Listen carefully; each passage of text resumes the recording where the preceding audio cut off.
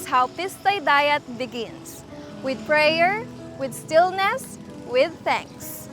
A Thanksgiving Mass where the people gather, offering their thanks for the blessings of the beautiful sea.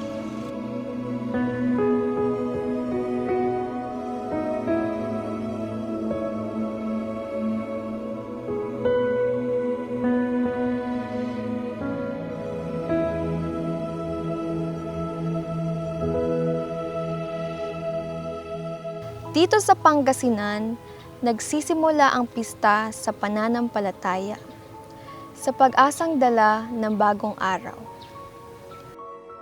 Sa pangunguna ni Most Reverend Father Fidelis P. Layog, Auxiliary Bishop ng Archdiocese of Lingayen Dagupan, ang misa ay isinagawa sa Lingayen Capital Beachfront, kung saan matatanaw ang payapang dagat na tila sumasalamin sa taimtim na panalangin ng mga Pangasinense.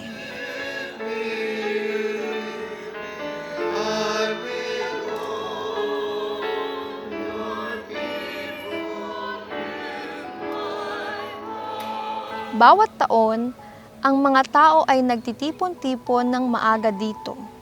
Bitbit ang mga pananampalataya bilang simbolo ng pasasalamat sa karagatang nagbibigay buhay sa kanila.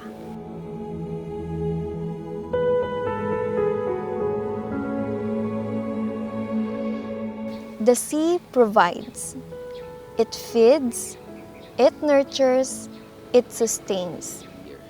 And so every year, this Mass becomes more than just a tradition.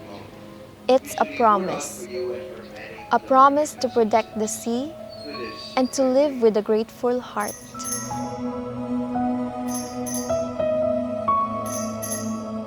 In this shared silence of the morning, you'll hear the rhythm of devotion, waves crashing like whispered prayers, and the sun rising like a renewed promise.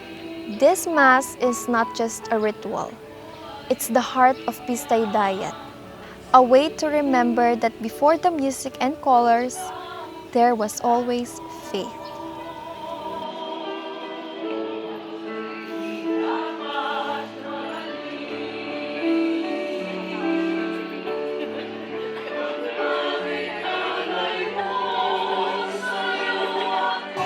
Matapos ang pagsasama-sama sa panalangin at pasasalamat sa biyayang dala ng dagat, oras na para ipagdiwang ang saya at kulay ng Pistay Dayat.